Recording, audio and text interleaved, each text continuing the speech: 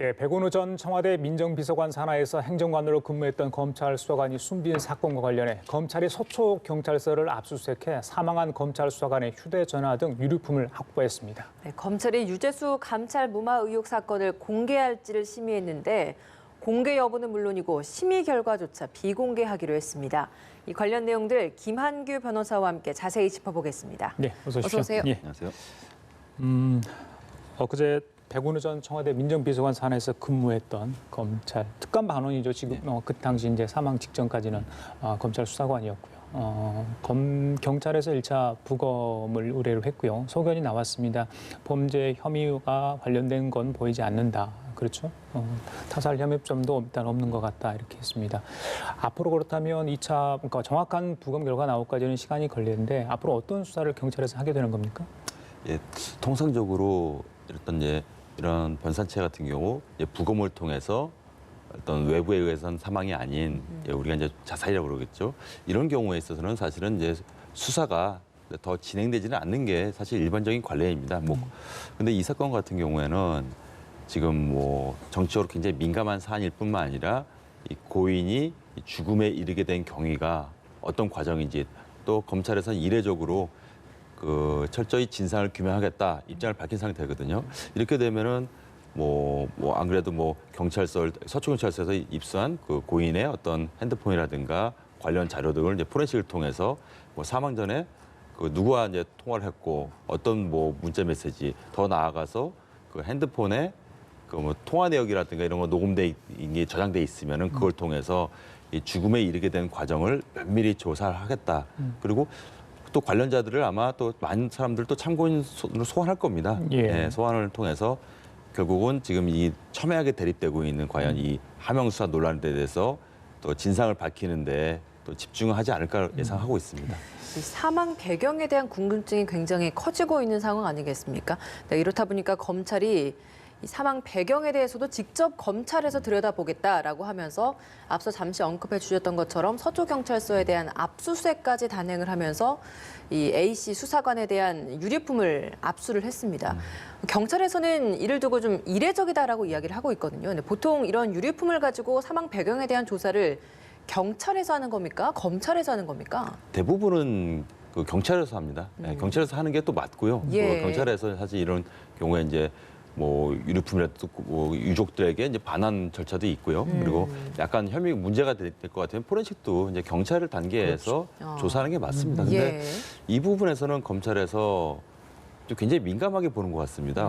왜냐하면 또 관련 이 사건에서는 또 경찰도 일정 부분 이제 하명 수사 논란에서 하나의 또 주체가 될 수도 있거든요. 그래서 과연 검찰 입장에서는 이 경찰의 어떤 이런 포렌식 결과라든가 이런 걸 100% 믿을 수 있겠느냐 또 의구심이 작동한 것으로 보이고요. 예. 또 법원에서도 이 부분에 대해서 또 이례적으로 신속히 영장을 발부한 거 보면은 또 검찰의 어떤 이런 신속한 어떤 수사 절차가 또 터무니없는 것으로 보이지는 않고요.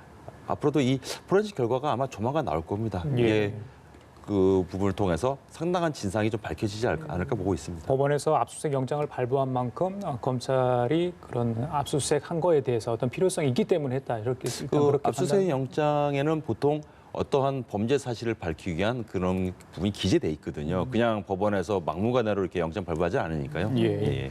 이 압수수색 영장에 보면 청와대 특별감찰반원의 직권 남용 권리행사 방해 혐의 이렇게 기재가 되어 있는 부분이 있거든요.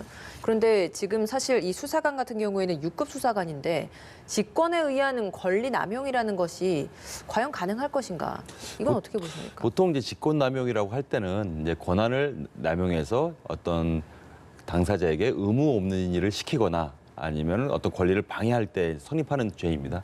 그런데 이 고인께서는 지금 6급 그 당시 청와대 이제 특별감찰원으로 알고 있는데요. 예. 그러면은 본인이 어떤 주체적으로 일을 하면서 누구를 시키다기보다는 어떤 상관으로부터 어떤 일을 지시를 받고 업무를 수행하는 게 일반적이거든요. 예. 그래서 언론에는 많이 조금만 기재돼서 제가 함부로 예단하기 힘들지만은 추측컨대는 이 범죄 사실을 밝히기 위한 주체는 이 범죄 주체는 지금 따로 있는 거 아닌가? 이 돌아가신 분이 아닌 이 의무 없는 일을 시킨 자, 이 사람의 범죄를 밝히기 위해서 그 압수수색 영장을 신청한 거 아닌가 좀 이렇게 좀 보고 있습니다. 예, 방금 뭐 어떤 그 윗선이 누가 더 개입돼 있는가 그런 쪽으로 해석할 수도 있는 부분인데 바로 이제 보통은 성명불상자 이렇게 할 가능성이 높습니다. 이렇게 특정 아마 검찰도 특정인이라고 지칭하기는 좀 어려울 것 같고요. 예. 그렇다면 누군가, 일단은 뭐 소속은 백원우 전 민정비서관 아래 그 산하에 예. 있었기 때문에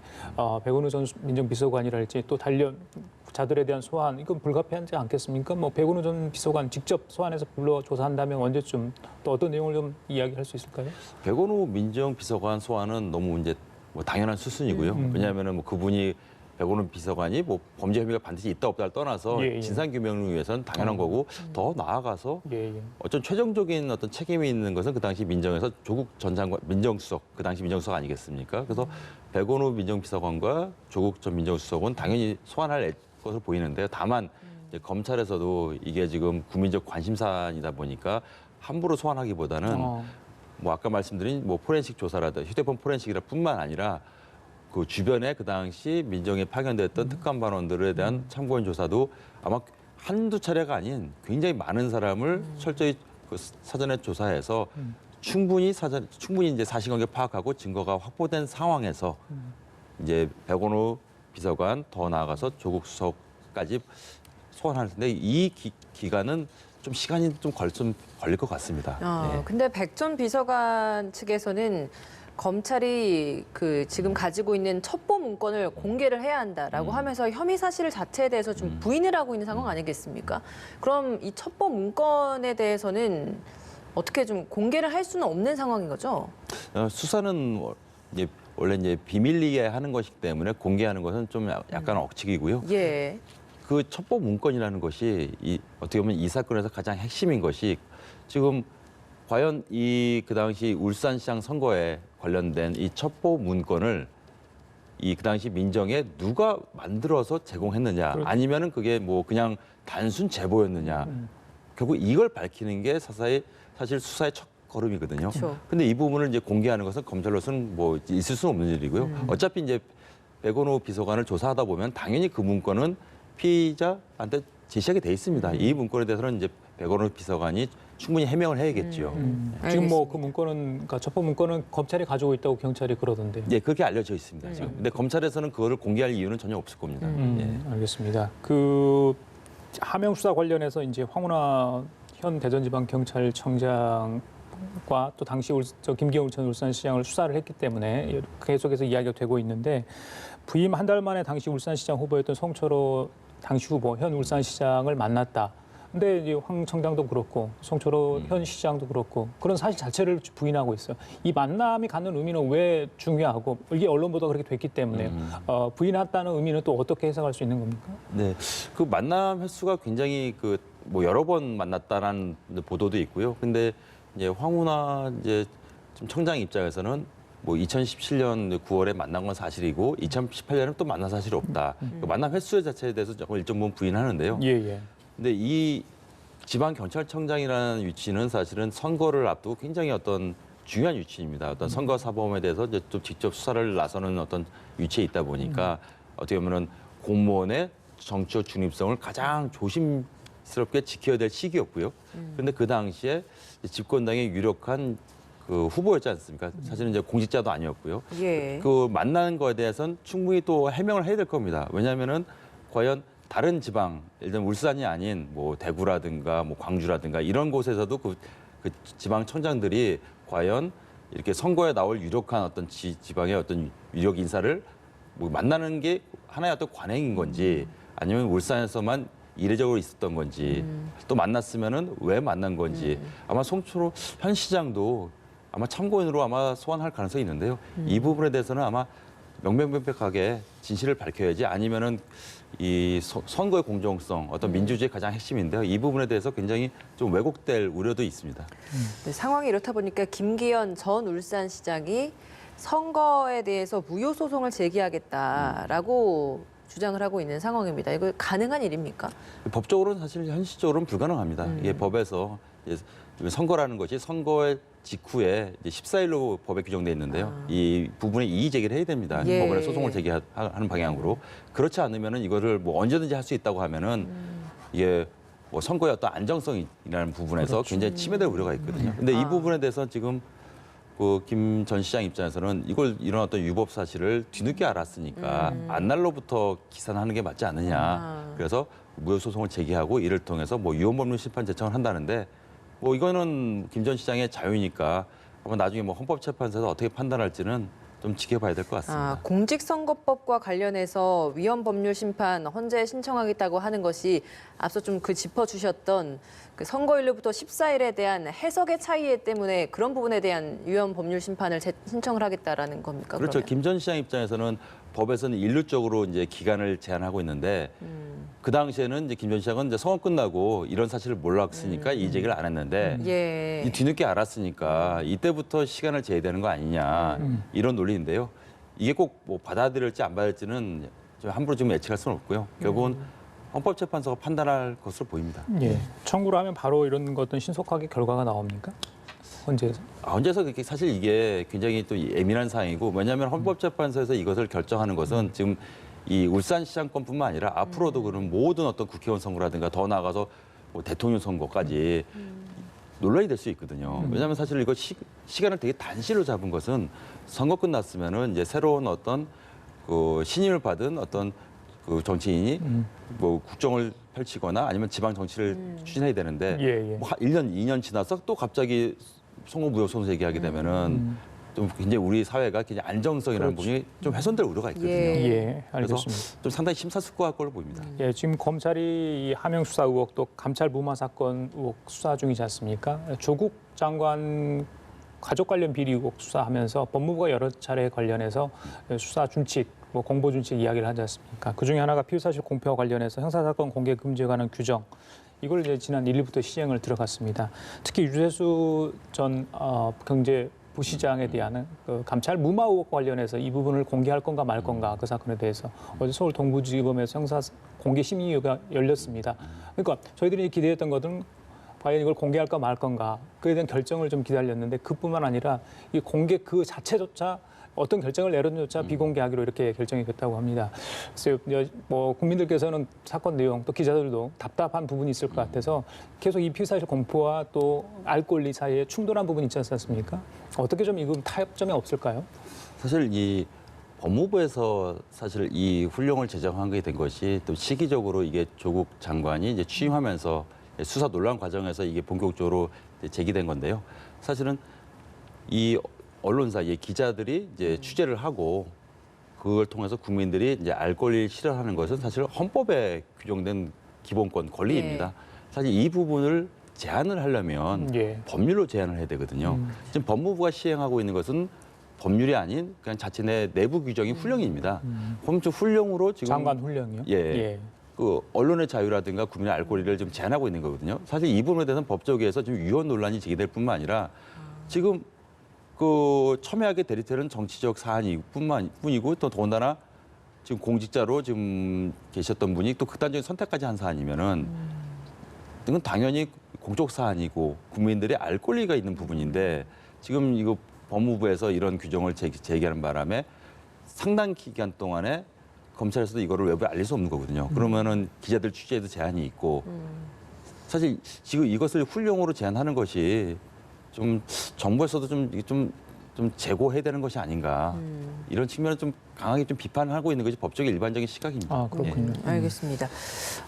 조국 전 법무부 장관 뭐 관련해서 의혹 수사가 진행이 되고 있는 상황이고요. 일부는 또 재판도 진행이 되고 있습니다. 조 전 장관에 대해서는 현재까지 2번 정도의 소환 조사가 있었는데 최근에 이제 유재수 전 부산시 경제부시장 사건도 그렇고요. 뭐 민정수석실 당시에 있었던 혐의들이 굉장히 좀 많이 의혹들이 나오고 있기 때문에 이 부분과 관련된 소환 조사도 불가피하지 않을까라는 생각이 듭니다. 이번 이와 관련돼서도 소환 조사를 하게 될까요? 어떻게 예상하십니까? 특히 이제 유재수 부시장 이제 구속되지 않았습니까? 이 부분에 대해서는 뭐 소환할 수밖에 소환 조사가 반드시 필요한 부분입니다. 그 당시 어떻게 보면은 이 구속에 이르지 않고 충분히 민정에서 감찰을 통해서 뭐 징계를 한다든가 사전에 충분히 예방할 수 있는 기회가 있었는데 어떤 감찰 무마했다는 의혹이 지금 많이 제기되고 있고요. 그럼 이 부분에서 누가 감찰을 무마했는지 명백하게 발표해야 될 뿐만 아니라 그 최종적인 책임자인 민정수석이 과연 그걸 지시했는지 내지는 인지했는지 만약에 이거는 지시했거나 뭐 지시했으면 당연히 이건 직권남용이고요. 인지했으면은 사실은 왜 그랬는지를 밝혀야 되고 누군가는 감찰부만 했으니까요. 예. 당연히 소환 조사를 해야 되고요. 또 울산시장 선거권도 지금 언론에 많이 언급되고 있는 것은 당시 민정비서관인 백원우 비서관인데요. 근데 어차피 근데 최종적인 책임자는 민정수석이었으니까 몰랐으면 왜 몰랐는지 이 부분을 밝혀야 되고 알았으면 그런 부분에 대해서도 밝혀야 되는데 이제 한 가지 우려되고 있는 것은 최근 들어서 모든 수사에 있어서 이제 조국 전 장관은 이제 진술 거부를 행사하고 있지 않습니까? 예. 소환 조사는 이제 최소한 두 차례 이상은 예상되는데요. 근데 유의미한 어떤 진술이 나올 것인지 해명이 나올 것인지는 좀 의구심은 듭니다. 백원우 전 민정비서관이 이야기하는 바에 따르면 이건 민정수석에게 보고할 사안도 아니었다라고 이야기를 하고 있잖아요. 그러니까 조국 전 장관은 민정수석일 당시에는 이 사안을 몰랐다라는 입장인 것 같은데 그렇다면 이 수사 단계로 봤을 때는 백원우 전 민정비서관을 먼저 소환한 다음에 조 전 장관을 소환하게 되는 그런 순으로 저희가 좀 예상을 해야 되는 겁니까? 예, 이거는 그 당시 직책도 있을 뿐만 아니라 백원우 비서관이 어떻게 보면은 실무자 입장에서 훨씬 더 많은 사실을 알고 본인이 지시했을 거니까 당연히 이제 백원우 비서관을 소환 조사하고 물론 이제 조국 그 전 민정수석이 몰랐으면 몰랐던 대로 또 조사를 할 거니까 마지막 그 소환 조사자가 조국 전 민정수석으로 예상됩니다. 예, 조국 장관 전 장관 얘기를 했기 때문에 오늘 동생이죠 조건 씨인가요? 예, 첫 재판이 있습니다. 공판 준비 기일입니다. 뭐 여기는 뭐 출석 안 해도 되는 거잖아요, 그렇죠? 근데 아마 재판부 그러니까 또 검찰과 변호인 사이에 좀 공방이 있을 거라 같습니다. 유죄 소송 부분에 대해서 좀 부인을 하고 있다고 제가 들었거든요. 네네. 앞으로 재판 과정에서 뭐가 좀 공방이 있을 것으로 예상하십니까? 네, 언론에 보도된 바에는 돈 받은 사실, 그러니까 이 교사 채용 비리에 대해서는 좀 일정 부분 시인하는 것 같고요.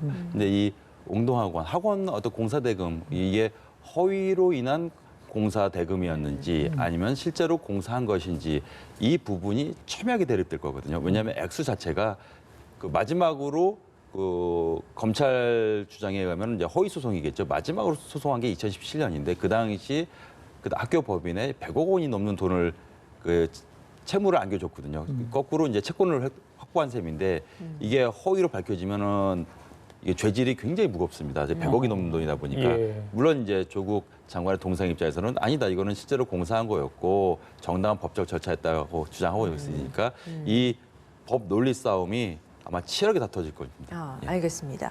이제 다른 주제를 좀 다뤄보도록 하겠습니다. 고유정 그러니까 전 남편 그리고 의붓아들까지 살해한 혐의를 받고 있는 고유정에 대한 재판이 어제 열렸습니다. 어제는 의붓아들 살해와 관련된 첫 재판이 열렸는데 근데 이게 그 전 남편 살인 사건과 병합을 할 것이냐 말 것이냐 뭐 굉장히 좀 많은 논란이 있었습니다만 병합되는 걸로 좀 결론이 났다고 네네. 하죠. 어떤 판단 때문이었습니까? 아무래도 그 당시에 이제 그 전 남편의 유족들은 분리를 원했습니다. 이거는 이거대로 이제 심판을 어떻게 보면 빠르게 이걸 재판을 기다리는 것도 유족들에게 굉장히 큰 고통이거든요. 그쵸. 그래서 이른 시일 내에 결론을 내려서 중대한 형벌을 기대했을 텐데 이 병합을 하게 되면 어떤 문제가 생기냐면은 전적으로 또 부인하고 있거든요. 고유정 같은 경우는 물론 뭐 무죄 추정의 원칙이 있으니까 최종적인 판단을 받아보겠지만 예. 상당한 또 시간이 지날 겁니다. 예. 이 자체로서 그래서 그 유족들 입장에서 안타깝지만 뭐 재판부 입장에서는 병합을 통해서 뭐 두 어떤 살인 사건에도 다 유죄로 인정이 되면 그만큼 무거운 형벌이 부담되는 거고 하나가 유죄, 하나 무죄라도 사람이 죽은 사건이기 때문에 아마 무거운 형벌은 피할 수 없을 것으로 보입니다. 어제 재판에서 고유정 씨 측과 또 고유정 씨 강력하게 혐의를 부인을 했다고 합니다. 공소장에 없던 내용도 좀 나왔다고 하죠. 그런데 이제 검찰 쪽에 제시한 증거를 보니 또 그것도 좀 명확해 보이고요. 이렇게까지 혐의를 부인하는 이유는 어디 있다고 보십니까? 그 변호인 입장에서는 뭐 의뢰인이 고유정이 어떤 지금 무죄를 주장하니까 이제 주장을 하겠지만은 고유정 입장에서는 네. 뭐 실제로 이런 범죄를 저지르지 않을 가능성도 좀 뭐 배제할 수 없는 거고요. 뭐 검찰 주장대로 만약에 그게 사실이라고 하더라도 과연 충분한 증거가 있느냐 검찰이 과연 그 전 남편 살해 같은 경우는 본인도 인정했거든요. 다만 이제 성폭력을 피하기 위한 그렇죠. 걸 주장했지만 이건 증거가 있느냐 좀 이런 자신감에서 나온 거 아닌가. 근데 심지어 예. 경찰의 상상력을 통해서 만든 사건이라 이렇게까지 이야기를 하거든요. 이건 그래서 이 어린 어떤 아이가 사망을 했으면은 이 부분에 대해서 누가 책임을 질 것인지 그 고의였는지 과실이었는지는 당연히 수사기관이 밝혀야 되고요. 사법부의 당국에서는 당연히 누군가가 책임지는 건 당연합니다. 근데 고유정 같은 경우는 지금 본인은 이거에 대해서 일체 책임이 없다는 거거든요. 근데 검찰에서 함부로 기소하지 않을 거고 지금 이런 부분에서 많은 증거가 지금 나온 상태고 또 고유정의 통화 내역이라든가 이런 부분이 언론에 좀 보도된 측면도 있거든요. 뭐 함부로 예단하기 힘들지만은 과연 이 부분에 대해서 이 어린 아들이 사망한 것에 대해서 과연 책임을 면할 수 있는가? 그럼 고유정이 만약에 책임이 없다면 그 사망의 책임은 누가 질 것인가? 이런 의문점은 남거든요. 그래서 검찰에서 충분하게 좀 사건 수사를 하고 어떤 증거가 있지 않을까라는 좀 기대는 하고 있습니다.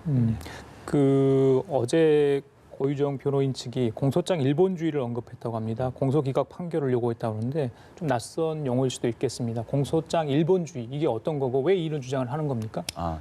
그 재판을 할 때 되면은 이제 이 형사 사건 같은 경우는 공판당에서 판사가 이 담당 이 사건 기록을 보지 않고 즉 선입견을 갖지 않고 재판을 해야 되거든요. 그러면은 검사는 공소장만 제출해야 됩니다. 공소장이라는 것은 이 어떤 피고인이 몇 월 며칠에 어떤 행위를 해서 범죄를 저질렀는지 아주 간략하게 정리된 그 문건만 판사한테 제출하게 되어 있습니다. 예. 더군다나 이 고유정 같이 범죄를 부인한 사건 같은 경우는 관련 증거라든가 뭐 참고인 진술 이런 게 일체 오사는 안 되거든요. 예, 그런데요. 그 예단을 주기 때문에. 예. 근데 이 변호인의 입장에서는 이 공소장에 이 고유정에 대한 부정적인 인식 이게 사건과 무관한 고유정에 대한 어떤 부정적인 이미지를 줄 수 있는 내용들이 뭐 있는 것 아니냐. 그렇게 되면은 이런 예단 금지를 규정한 공소장 일본주의에 반한다. 예. 그래서 공소기각을 구한 건데요. 사실은 그런 내용들은 그 범죄의 동기라든가 뭐 목적이라든가 이런 부분은 공소장에 기재되어 있는 경우가 굉장히 많습니다. 그거는 이제 재판의 판사의 이해를 구하기 위한 건데요. 그것이 과연 예단인지 아닌지는 판사가 정합니다. 예. 그래서 과거에도 그런 사건 같은 경우에는 이렇게 좀 약간 공소장에 너무 많은 내용들이 있다 하면은 공소기각하지는 않고요. 예. 검사한테 공소장 변경을 해라. 이런 부분을 좀 삭제해라. 다시 써와라. 예, 이렇게 요구를 하는 것이 일반적인 재판 관례입니다. 예, 간략하게 혐의 사실만 기재해야 되는데 지나치게, 그러니까 저쪽 변호인 측이 말하기에 지나치게 세부적으로 써서 재판부로 하여금 선입견을 갖게 할 수 있기 때문에 이게 안 된다 이런 말씀이신 거죠? 예, 그냥 피고인이 나쁜 사람이다. 이런 이미지를 주게 되면은 이제 공정한 재판이 될 수 없다. 예. 무죄 추정에도 반한다. 이런 취지입니다. 알겠습니다. 지금까지 김한규 변호사와 함께 얘기 나눠봤습니다. 오늘 말씀 잘 들었습니다. 예. 감사합니다. 감사합니다.